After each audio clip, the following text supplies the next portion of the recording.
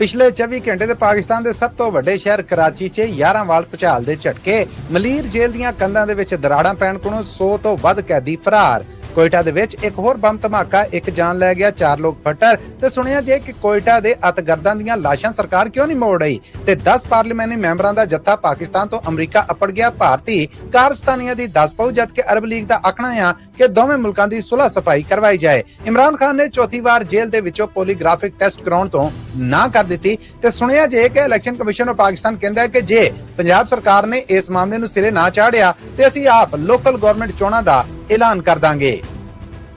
ਇਹ Punjabi radio USA ਹੈ। Update Pakistan ਦੇ ਨਾਲ ਮੈਂ ਹਾਂ ਮਸੂਦ ਮੱਲੀ। ਮੇਰੇ ਵੱਲੋਂ ਸਭ ਸੁਣਨ ਔਰ ਦੇਖਣ ਵਾਲਿਆਂ ਦੀ ਸੇਵਾ 'ਚ ਬੜਾ ਅਦਬ ਭਰਿਆ ਨਿੱਘਾ ਜਿਹਾ ਦੋਵੇਂ ਹੱਥ ਜੋੜ ਕੇ ਸਲਾਮ, ਆਦਾਬ ਔਰ ਸਤਿ ਸ੍ਰੀ ਅਕਾਲ। ਅੱਜ ਦੇ ਅਪਡੇਟ ਪਾਕਿਸਤਾਨ 'ਚ ਆਪ ਸਭ ਨੂੰ ਜੀ ਆਇਆਂ ਨੂੰ ਕਹਿੰਦੇ ਹਾਂ। ਅਮਰੀਕਾ ਦੇ ਵਿੱਚ ਅੱਜ 2 ਜੂਨ ਸਾਲ 2025, ਜਦਕਿ ਪਾਕਿਸਤਾਨ 'ਚ 3 ਜੂਨ ਸਾਲ 2025 ਦਾ ਦਿਨ ਚੜ ਚੁੱਕਿਆ ਹੈ।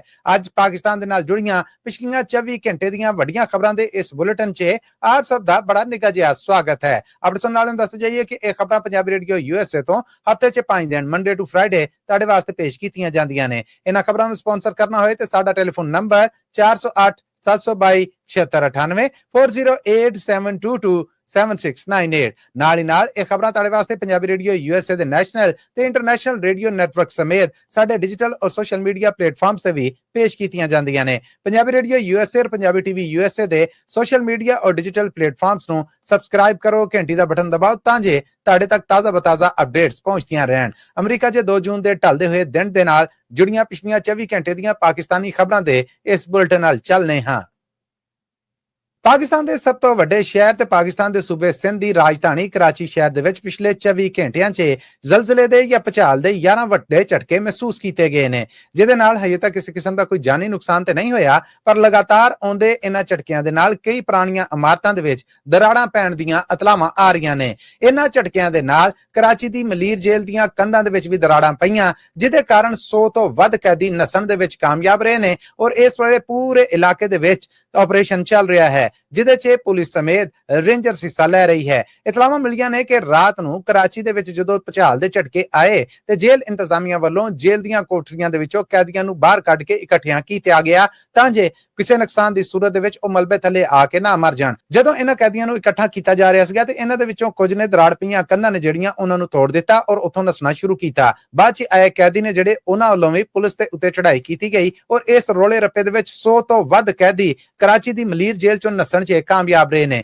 ਇਤਲਾਹਾਂ ਲੱਭ ਰਹੀਆਂ ਨੇ ਕਿ ਇਹਨਾਂ ਨੂੰ ਫੜਨ ਵਾਸਤੇ ਪੂਰੇ ਇਲਾਕੇ ਦੀ ਨਾਕਾਬੰਦੀ ਕਰਕੇ ਆਪਰੇਸ਼ਨ ਚੱਲ ਰਿਹਾ ਹੈ। ਇਹ ਵੀ ਖਬਰਾਂ ਮਿਲੀਆਂ ਨੇ ਕਿ ਭੱਜੇ ਗਏ ਕੈਦੀਆਂ ਦੇ ਵਿੱਚੋਂ 50 ਤੋਂ ਵੱਧ ਨੂੰ ਫੇਰ ਗ੍ਰਿਫਤਾਰ ਕਰ ਲਿਆ ਗਿਆ ਹੈ, ਪਰ ਹਜੇ ਤੱਕ ਇਹ ਨਹੀਂ ਦੱਸਿਆ ਜਾ ਰਿਹਾ ਔਰ ਨਾ ਸਰਕਾਰੀ ਤਸਦੀਕ ਕੀਤੀ ਜਾ ਰਹੀ ਹੈ ਕਿ ਕੁੱਲ ਕਿੰਨੇ ਕੈਦੀ ਨਸਣ 'ਚ ਕਾਮਯਾਬ ਰਹੇ ਔਰ ਉਹਨਾਂ ਦੇ ਉੱਤੇ ਕੀ ਜੁਰਮ ਸਨ। ਸਿਰਫ ਇਹ ਦੱਸਿਆ ਜਾ ਰਿਹਾ ਹੈ ਕਿ ਕੈਦੀਆਂ ਦੀ ਗ੍ਰਿਫਤਾਰੀ ਦੇ ਵਾਸਤੇ ਆਪਰੇਸ਼ਨ ਚੱਲ ਰਿਹਾ ਹੈ। ਇਸ ਮੌਕੇ ਤੇ ਗਵਾਹਾਂ ਦਾ ਆਖਣਾ ਹੈ ਕਿ ਜਦੋਂ ਜੇਲ੍ਹ ਦੇ ਵਿੱਚੋਂ ਕੈਦੀ ਨਸੇ ਤੇ ਉਹਨਾਂ ਦੀ ਗਿਣਤੀ ਇੱਕ ਜਲੂਸ ਨਾਲੋਂ ਘੱਟ ਨਹੀਂ ਸੀਗੀ ਹੈ। ਉਹ ਸੜਕਾਂ ਦੇ ਉੱਤੇ ਆਪ ਨਸ ਭੱਜ ਕੇ ਇੱਧਰ ਉੱਧਰ ਦੇ ਇਲਾਕਿਆਂ 'ਚ ਗਏ। ਖਤਰਾ ਹੈ ਕਿ ਇਲਾਕੇ ਦੇ ਲੋਕ ਨੇ ਜਿਹੜੇ ਉਹਨਾਂ ਦੇ ਵਿੱਚੋਂ ਕੁਝ ਨੂੰ ਯਰਗਮਾਲ ਬਣਾਇਆ ਜਾ ਸਕਦਾ ਹੈ ਔਰ ਕੈਦੀ ਇਹਨਾਂ ਦੇ ਬਦਲੇ ਕੋਈ ਇਨਾਮ ਮਨਵਾ ਸਕਦੇ ਨੇ।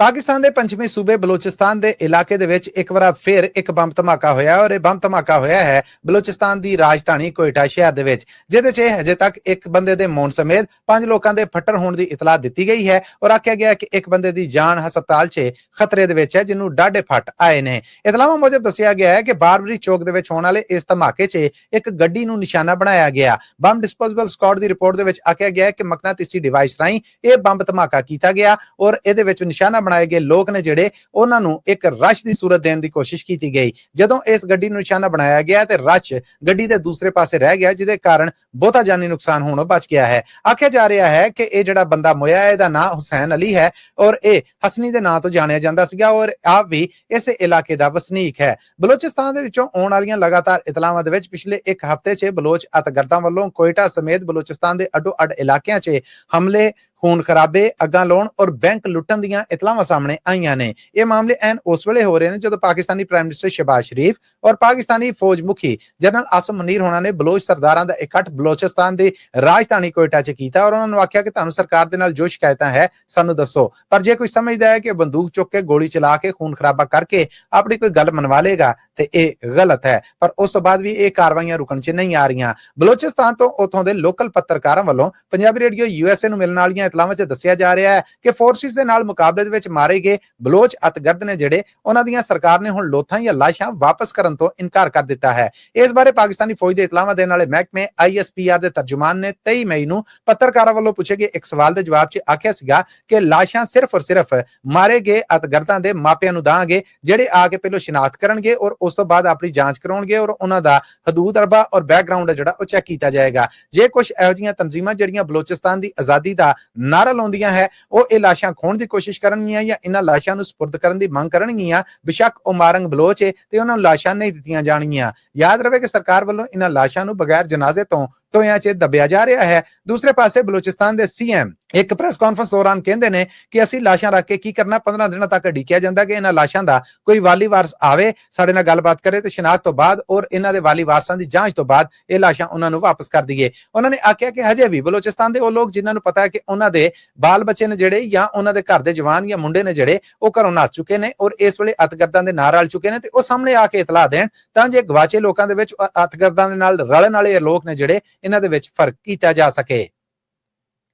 ਪਾਕਿਸਤਾਨੀ ਪਾਰਲੀਮਾਨੀ ਮੈਂਬਰਾਂ ਦਾ 10 ਬੰਦਿਆਂ ਦਾ ਇੱਕ ਜੱਥਾ ਅਮਰੀਕਾ ਪਹੁੰਚ ਚੁੱਕਿਆ ਹੈ, ਜੋ ਅਮਰੀਕਾ ਨੂੰ ਆ ਕੇ UNO ਦੇ ਮੈਂਬਰਾਂ ਦੇ ਨਾਲ ਰਲ ਕੇ ਕਈ ਹੋਰ ਮੁਲਕਾਂ ਦੇ ਵਿੱਚ ਭਾਰਤ ਦੀ ਕਾਰਸਤਾਨੀਆਂ ਦੇ ਬਾਰੇ ਦੱਸ ਪਾਏਗਾ। ਇਸ ਜੱਥੇ ਦੀ ਪ੍ਰਧਾਨਗੀ ਪਾਕਿਸਤਾਨ ਪੀਪਲਸ ਪਾਰਟੀ ਦੇ ਪ੍ਰਧਾਨ ਬਿਲਾਵਲ ਜ਼ਰਦਾਰੀ ਕਰ ਰਹੇ ਨੇ, ਜਦਕਿ ਉਹਨਾਂ ਦੀ ਪਾਰਟੀ ਦੀ ਹਿਨਾ ਰਬਾਨੀ ਖਰ ਜੋ ਪਾਕਿਸਤਾਨ ਦੀ ਫੈਡਰਲ ਮਿਨਿਸਟਰ ਆਫ ਇੰਟੀਰੀਅਰ ਰਹਿ ਚੁੱਕੀਆਂ ਨੇ ਔਰ ਸ਼ੀਰੀ ਮਜ਼ਾਰੀ ਜੋ ਉਹਨਾਂ ਦੀ ਪਾਰਟੀ ਦੀ ਸੀਨੀਅਰ ਸਿਆਸਤਦਾਨ ਨੇ ਉਹ ਵੀ ਨਾਲ ਨੇ। ਹੁਕਮਰਾਨ ਧੜੇ ਦੇ ਵਿੱਚੋਂ ਮੁਸੱਦਕ ਮਲਕ ਸਮੇਤ ਕਈ ਹੋਰ ਉੱਚੇ ਤਗੜੇ ਲੋਕ ਨੇ ਜਿਹੜੇ ਉਹ ਇਸ ਜੱਥੇ ਦਾ ਹਿੱਸਾ ਨੇ। ਇਹਨਾਂ ਵੱਲੋਂ ਨਿਊਯਾਰਕ ਦੇ ਵਿੱਚ ਬਕਾਇਦਾ ਪ੍ਰੈਸ ਬਰੀਫਿੰਗ ਹੈ ਜਿਹੜੀ ਉਹ ਹੁਣ ਤੋਂ ਕੋਈ 12 ਘੰਟੇ ਪਹਿਲਾਂ ਦਿੱਤੀ ਗਈ, ਜਿਹਦੇ ਵਿੱਚ ਉਹਨਾਂ ਨੇ ਭਾਰਤ ਵੱਲੋਂ ਸ਼ੋਸ਼ੇ ਛੱਡਣ, ਝੂਠੇ ਇਲਜ਼ਾਮ ਲਾਉਣ ਔਰ ਪਾਕਿਸਤਾਨ ਦੇ ਵਿੱਚ ਅਤਗਰਦੀ ਮਚਾਉਣ ਸਮੇਤ ਇਸ ਅਤਗਰਦੀ ਨੂੰ ਸਪਾਂਸਰ ਕਰਨ ਦੇ ਮਾਮਲੇ ਨੇ ਜਿਹੜੇ ਉਹ ਧਰੇ ਆ। ਇਸ ਮੌਕੇ ਦੇ ਉੱਤੇ ਜਿਨ੍ਹਾਂ ਲੋਕਾਂ ਨੂੰ ਇਹ ਦੱਸ ਪਾਈ ਜਾ ਰਹੀ ਸੀ ਉਹਨਾਂ ਵੱਲੋਂ ਚੁੱਕੇ ਗਏ ਸਵਾਲਾਂ ਦੇ ਜਵਾਬ ਪੂਰੀਆਂ ਦਲੀਲਾਂ ਦੇ ਨਾਲ ਪਾਕਿਸਤਾਨ ਪੀਪਲਸ ਪਾਰਟੀ ਦੇ ਪ੍ਰਧਾਨ ਔਰ ਪਾਕਿਸਤਾਨੀ ਜੱਥੇ ਦੇ ਪ੍ਰਧਾਨ ਬਿਲਾਵਲ ਜ਼ਰਦਾਰੀ ਵੱਲੋਂ ਦਿੱਤੀਆਂ ਗਈਆਂ। ਆਖਿਆ ਜਾ ਰਿਹਾ ਹੈ ਕਿ ਇਹ ਜੱਥਾ ਇਸ ਤੋਂ ਬਾਅਦ ਬ੍ਰਿਸਲਸ ਔਰ ਬਰਤਾਨੀਆ ਵੀ ਜਾਏਗਾ ਔਰ ਉੱਥੋਂ ਦੇ ਹੁਕਮਰਾਨ ਔਰ ਜ਼ਿੰਮੇਦਾਰਾਂ ਨੂੰ ਮਿਲ ਕੇ ਇਹ ਸਾਰੀ ਦੱਸ ਪਾਏਗਾ। ਯਾਦ ਰਵੇ ਕਿ ਪਾਕਿਸਤਾਨ ਔਰ ਭਾਰਤ ਨੇ ਆਪਸੀ ਲੜਾਈ ਤੋਂ ਬਾਅਦ ਆਪੋ ਆਪਣੇ ਥਾਂ ਇਹ ਜੱਥੇ ਬਣਾ ਕੇ ਦੁਨੀਆ ਭਰ 'ਚ ਲੌਬਿੰਗ ਦਾ ਕੰਮ ਸ਼ੁਰੂ ਕੀਤਾ ਹੋਇਆ ਹੈ। ਉਧਰੋਂ ਅਰਬ ਮੁਲਕਾਂ ਦੀ ਤਨਜ਼ੀਮ ਨੇ ਆਖਿਆ ਹੈ ਕਿ ਦੁਨੀਆ ਭਰ ਨੂੰ ਔਰ ਖਾਸ ਕਰ ਯੂਨਾਈਟਿਡ ਨੇਸ਼ਨ ਆਰਗੇਨਾਈਜੇਸ਼ਨ ਨੂੰ ਚਾਹੀਦਾ ਹੈ ਕਿ ਪਾਕਿਸਤਾਨ ਔਰ ਭਾਰਤ ਦਾ ਆਪਸੀ ਸੁਲਹ ਸਫਾਈ ਦੇ ਨਾਲ ਮਾਮਲਾ ਨਿਬੇੜ ਦੇਵੇ। ਖਲੀਜ ਤਾਵਨ ਤਨਜ਼ੀਮ ਦੇ ਮੁਲਕਾਂ ਦੇ ਜ਼ਿੰਮੇਦਾਰਾਂ ਨੇ ਇੱਕ ਬਿਆਨ ਦੇ ਵਿੱਚ ਆਖਿਆ ਕਿ ਦੋਵੇਂ ਮੁਲਕਾਂ ਦੀ ਆਪਸੀ ਸੁਲਹ ਸਫਾਈ ਦੇ ਨਾਲ ਹੀ ਖਿੱਤੇ ਦੇ ਵਿੱਚ ਅਮਨ ਅਮਾਨ ਰਹੇਗਾ ਔਰ ਇਹਦੇ ਨਾਲ ਹਾਲਾਤ ਸੁਧਾਰੇ ਜਾਣਗੇ। ਯਾਦ ਰਵੇ ਕਿ ਪਾਕਿਸਤਾਨ ਔਰ ਭਾਰਤ ਦੀ ਲੜਾਈ ਦੇ ਵਿੱਚ ਕੋਈ ਅਰਬ ਮੁਲਕ ਭਾਰਤ ਦੇ ਨਾਲ ਤਾਂ ਨਹੀਂ ਖਲੋਤਾ, ਪਰ ਪਾਕਿਸਤਾਨ ਦੇ ਨਾਲ ਖਲੋਤੇ ਮੁਲਕਾਂ ਤੋਂ ਬਾਅਦ ਇੱਕ ਆਮ ਤਾਸੁਰ ਔਰ ਇੰਟਰਨੈਸ਼ਨਲ ਥਿੰਕ ਟੈਂਕਰਸ ਦਾ ਇਹ ਆਖਣਾ ਹੈ ਕਿ ਇੱਕ ਨਵਾਂ ਇਸਲਾਮਿਕ ਬਲਾਕ ਬਣ ਗਿਆ ਹੈ, ਜਦਕਿ ਇਸ ਵੇਲੇ ਗਲਫ ਦੇ ਇਹਨਾਂ ਮੁਲਕਾਂ ਵੱਲੋਂ ਪਾਕਿਸਤਾਨ ਔਰ ਭਾਰਤ ਨੂੰ ਆਪਸੀ ਮਾਮਲੇ ਨਿਬੇੜਨ ਬਾਰੇ ਔਰ UN ਨੂੰ ਇਸ ਮਾਮਲੇ ਦੇ ਵਿੱਚ ਪਰਿਆ ਕਰਨ ਬਾਰੇ ਕਹਿਣ ਦਾ ਬਿਆਨ ਖੁਦ ਭਾਰਤ ਦੇ ਉੱਤੇ ਇੱਕ ਦਬਾਅ ਦਾ ਸਬਬ ਬਣ ਸਕਦਾ ਹੈ।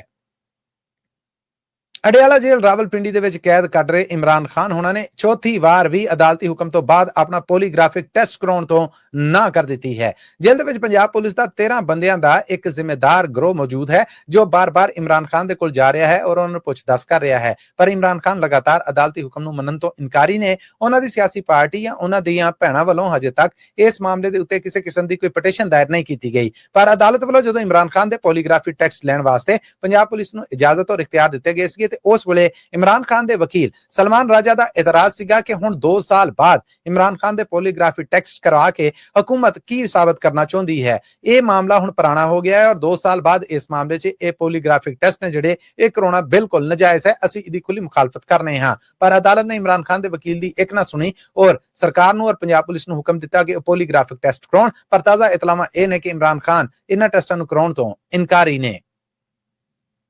ਇਲੈਕਸ਼ਨ ਕਮਿਸ਼ਨ ਆਫ ਪਾਕਿਸਤਾਨ ਨੇ ਪੰਜਾਬ ਸਰਕਾਰ ਦੇ ਉੱਤੇ ਚੜ੍ਹਾਈ ਕਰਦਿਆਂ ਆਖਿਆ ਕਿ ਜੇ ਪੰਜਾਬ ਸਰਕਾਰ ਨੇ ਲੋਕਲ ਗਵਰਨਮੈਂਟ ਚੋਣਾਂ ਦੇ ਬਾਰੇ ਮਨਸੂਬਾ ਸਾਜ਼ੀ ਔਰ ਕਾਨੂੰਨ ਸਾਜ਼ੀ ਪੂਰੀਆਂ ਕਰਕੇ ਕੰਮ ਨੂੰ ਸਿਰੇ ਨਾ ਚਾੜਿਆ ਤੇ ਬੜੀ ਛੇਤੀ ਅਸੀਂ ਆਪੇ ਪੰਜਾਬ ਭਰ ਦੇ ਵਿੱਚ ਲੋਕਲ ਗਵਰਨਮੈਂਟ ਚੋਣਾਂ ਕਰਾਉਣ ਦਾ ਐਲਾਨ ਕਰ ਦੇਵਾਂਗੇ। ਇਹ ਮਾਮਲਾ ਪੰਜਾਬ ਦੇ ਵਿੱਚ ਚੋਣਾਂ ਕਰਾਉਣ ਦੇ ਮਾਮਲੇ ਦੇ ਉੱਤੇ ਅਦਾਲਤੀ ਹੁਕਮ ਨੇ ਜਿਹੜੇ ਉਹਨਾਂ ਤੋਂ ਬਾਅਦ ਕੀਤਾ ਗਿਆ। ਚੀਫ ਇਲੈਕਸ਼ਨ ਕਮਿਸ਼ਨਰ ਦੀ ਪ੍ਰਧਾਨਗੀ ਦੇ ਵਿੱਚ ਮਾਮਲਾ ਉਦੋਂ ਭਖਿਆ ਜਦੋਂ ਕੱਲ ਇਸ ਮਾਮਲੇ ਦੇ ਉੱਤੇ ਇੱਕ ਇਕੱਠ ਹੋਇਆ ਜਿਹਦੇ ਵਿੱਚ ਆਖਿਆ ਗਿਆ ਕਿ ਲੋਕਲ ਗਵਰਨਮੈਂਟ ਚੋਣਾਂ ਦੇ ਮਾਮਲੇ ਦੇ ਉੱਤੇ ਅਦਾਲਤਾਂ ਵੱਲੋਂ ਮਹਿਕਮੇ ਦੇ ਉੱਤੇ ਦਬਾਅ ਹੈ, ਜਦਕਿ ਪੰਜਾਬ ਸਰਕਾਰ ਇਸ ਮਾਮਲੇ ਦੇ ਉੱਤੇ ਨਾ ਤੇ ਕਾਨੂੰਨ ਸਾਜ਼ੀ ਕਰ ਰਹੀ ਹੈ ਔਰ ਨਾ ਇਲੈਕਸ਼ਨ ਕਮਿਸ਼ਨ ਆਫ ਪਾਕਿਸਤਾਨ ਨੂੰ ਕੋਈ ਫੜਾਈ ਦੇ ਰਹੀ ਹੈ। Special secretary election commission of Pakistan ਨੇ ਜ਼ੋਰ ਦਿੱਤਾ ਕਿ ਜਦੋਂ ਤੱਕ ਕਾਨੂੰਨ ਸਾਜ਼ੀ ਦਾ ਮਾਮਲਾ ਜਿਹੜਾ ਇਹ ਛੇਤੀ ਤੋਂ ਛੇਤੀ ਪੰਜਾਬ ਸਰਕਾਰ ਨਹੀਂ ਨਿਬੇੜਦੀ, ਉਦੋਂ ਤੱਕ ਮੁੱਲ ਦਿੱਤੀ ਜਾਏ, ਨਹੀਂ ਤੇ ਮਹਿਕਮਾ ਅਦਾਲਤੀ ਹੁਕਮਾਂ ਦੇ ਸਾਹਮਣੇ ਆ ਕੇ ਆਪਣਾ ਆਪ ਗਵਾਉਣ ਦੀ ਬਜਾਏ ਜਾਂ ਸਜ਼ਾ ਭੁਗਤਣ ਦੀ ਬਜਾਏ ਜਾਂ ਅਦਾਲਤੀ ਹੁਕਮਾਂ ਦਾ ਨਿਸ਼ਾਨਾ ਬਣਨ ਦੀ ਬਜਾਏ ਆਪ ਚੋਣਾਂ ਕਰਵਾ ਦੇਵੇ। ਇਲੈਕਸ਼ਨ ਕਮਿਸ਼ਨ ਆਫ ਪਾਕਿਸਤਾਨ ਨੇ ਇਸ ਮਾਮਲੇ ਦੇ ਉੱਤੇ ਬਕਾਇਦਾ ਪੰਜਾਬ ਸਰਕਾਰ ਨੂੰ ਨੋਟਿਸ ਭੇਜ ਦਿੱਤਾ ਹੈ।